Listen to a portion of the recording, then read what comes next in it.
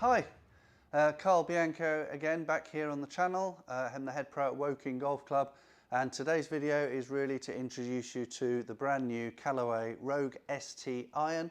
And today I'm going to be focusing on the Max OS version, the oversized version, because there's an awful lot of people out there for whom distance in golf is a problem, stops them scoring so well. So this is a club which is primarily designed for you to hit the ball as easily as you can and as far as you can. And today we're going to test it to see if that actually works, introduce you to a few of the bits and bobs that go on with the design, and later on we've got a test against, interestingly, a club dating back to 2009-2010, which is the TaylorMade R9. Some of you may have these. This was designed for distance in its day, and again, as you can see, an oversized head. And let's see what 10 years of technology in iron design is worth, if anything. Results are quite interesting.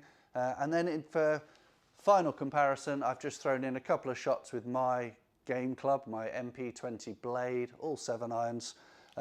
Also, there's a couple of shots in there with the Callaway Rogue ST Max OS, but with a graphite shaft instead of steel, because it's the first time that Callaway have produced a specifically light head to go on graphite shafts.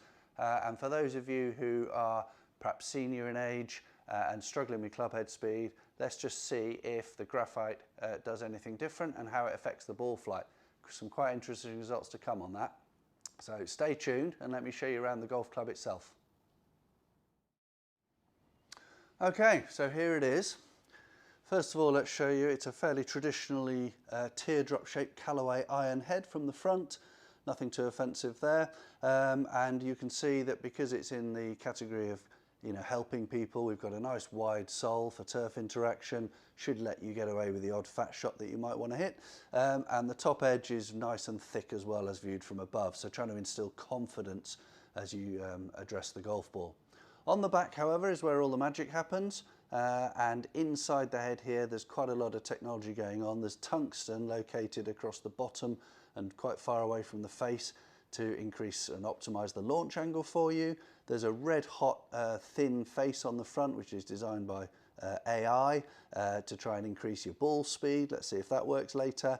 And then to try and dampen the sound, there's some microspheres of foam that have been placed in the head to try and make it not sound so hollow and tinny when you strike it. And I'll let you be the judge of that when you see me hit it in a minute.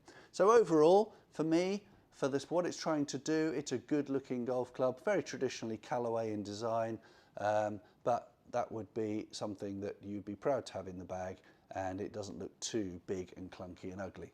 So let's see if it does its primary role, which is to hit the ball a little bit further for you.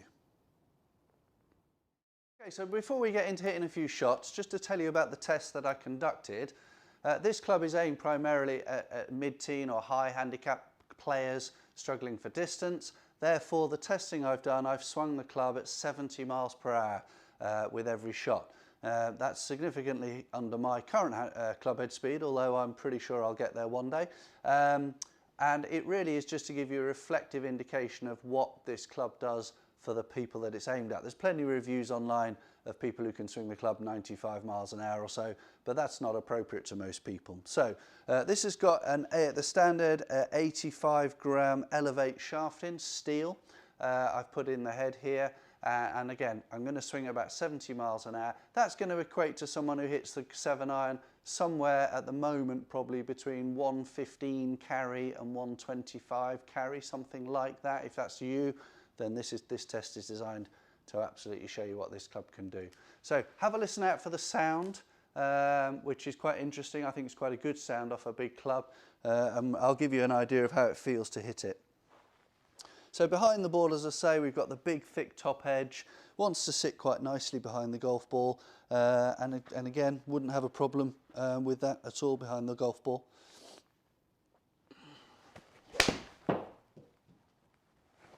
Okay, so again, fairly traditional sound off the club there. It was slightly off the toe, but I mean, the good thing about these clubs is that you really can't feel particularly where the balls come off the face, and you get away with quite a lot of miss hits. Let's see if I can strike one out the middle for you. There we are, it's a bit nearer to the middle.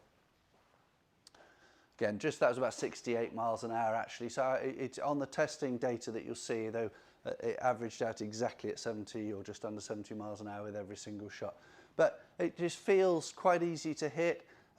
You can see as well that even though, the interesting thing is that there's a lot of people who sit in clubhouse bars and go, well, it's very easy how they give you more distance, they just deal off the club. Well, that's true, they do. This club is at 28.5 degrees for a 7-iron.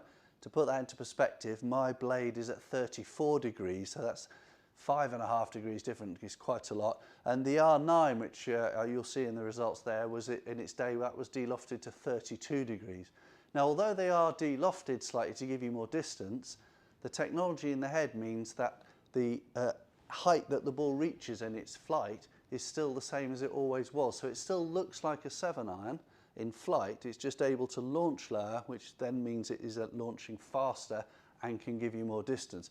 So the clever engineers have managed to gain the same trajectory, but with having a lower lofted piece of metal hit the golf ball. So that's pretty clever, and that's how they do it. So let's have a look at the results of how the shots came out overall, and then we can see if investing in a new set of clubs 10 years down the line is worth anything. A quick look at the results here. I mean, this is the compare feature of the Foresight FSX software. And first thing to show you, just to prove, if you like, that every club, the club head speed for the 4 clubs I tested, the TaylorMade R9 from 2010, this year's Rogue with a steel shaft, this year's Rogue Max OS with a graphite shaft, and then my blade down the bottom here. So the club head speed, give or take half a mile an hour, I tried to get it exactly the same with every single golf club. So let's go and have a look while that converted into distance. So let's start with the TaylorMade R9. The test here showed that the carry distance on average was 115 yards. The launch angle was 20.7, ball speed 88 miles an hour, and the backspin at 4,876. Straight away underneath, let's compare it with the 2022 Rogue Max OS, and you can see that the launch is significantly lower, 2.5 degrees. That's because the club is 3.5 degrees lower lofted to start with. That has increased the ball speed by a staggering amount. We'd normally see 3 or 4 miles per hour difference between clubs.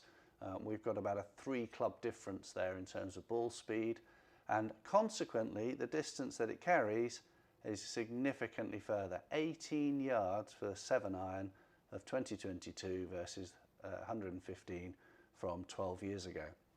Now, you will have noticed there is a price to pay for this, which is here in terms of backspin. So because the face is hotter and the loft is lower, the price you pay is a reduction in backspin. And my point on this is that for those people who this club is aimed at, backspin is not their biggest concern. So for a good player, we would be looking at somewhere like my blade numbers here, 5.5 to 6,000 revs on a 7-iron would not be unusual, and we'd want to see that as better players to be able to stop the ball on firmer greens and have some flight on the ball, more so than somebody who's aiming solely for distance. So yes, it carries 18 yards further, which is amazing. Look, however, at the distance it travels once it's landed. So it's going to travel 12 yards, that's even on this software, and because of that low spin rate, you are going to have trouble stopping the ball. However, if you're playing mid-teen handicap or high handicap golf, I don't think that's your biggest concern. I think the biggest concern is getting it up in the air regularly, getting it forward as far as you can towards your target. Hence why the manufacturers have taken that as, if you like, as the hit for giving you loads more distance. This is the bit that fascinated me, hitting exactly the same head with a graphite shaft in, weighing 50 grams, so a really lightweight graphite shaft with an equally lightweight head. What we can see is that we should have exactly the same results, really, but we haven't, because the flexibility and the lightness of the graphite has increased the launch angle. We see the bottom half towards the tip end of the shaft flexing more. It increases the loft that the club shows to the ball at impact. That in turn elevates the backspin, and therefore it costs you 5 yards with exactly the same club head speed to have a lightweight graphite shaft in the club rather than the steel.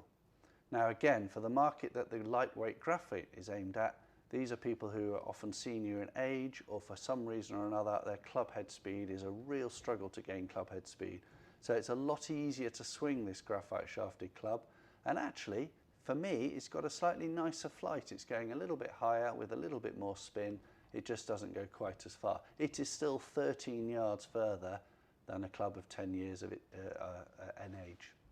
And then interestingly, my blade at the bottom at 34 degrees, obviously a lot higher launch angle, lots and lots more spin, which means that the carry distance drops as well. My normal club head speed, to give you an idea, is around about 86, 87 miles per hour. And so to swing a blade at 70 miles per hour, yes, I'm getting a nice pretty high lofted spinny flight, but it does cost me an awful lot in distance, as my normal yardage is just over 150 carry. So there's a big price to pay for dropping club head speed. So there we are, very, very interesting results. If I just flip back to the map here, hopefully you can see this, but my shots were with the blade were in red, just hit a couple there.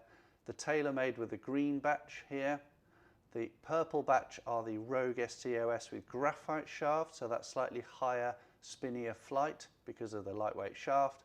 And then at the back here, all the turquoise ones are the new Rogue iron head, but with a steel shaft.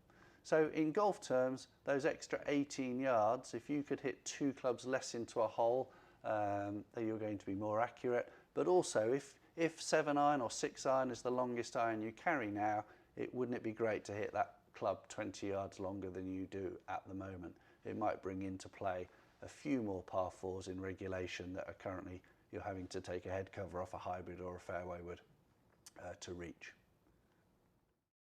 Okay, so what would I conclude about the Callaway Rogue ST Max OS, apart from the fact it's a bit of a mouthful to say? Very impressed. I say, as club pros and fitters at golf courses, we are always looking and are interested in the club which is going to offer the majority of our members a real increase in distance and to make the game easier for them. I think this is going to be a really strong contender this year. In the steel shaft for those who can wield it, and then for the graphite for those who are struggling with club head speed just a little bit. Price-wise, I think they're going to be coming to market in a couple of weeks' time, and they're going to probably retail somewhere around about 115 to 120 for the steel and maybe fractionally more for the graphite. But in the current market, that's a really good price, and normally the people buying this type of club aren't having a full 9 irons or something. You might be stopping the set at, say, 7 iron or 6 iron. So to change from 5 iron through to your sand wedge is going to be less than £700, which if you do once every 10 years is pretty good value. So come and have a word with us here if you want to have a go with them, see if we can help you with your distance. In the meantime, again, thanks for watching, and we'll come back with some other subjects fairly shortly. Till then, enjoy your golf, not long to the Masters, and we'll see you soon.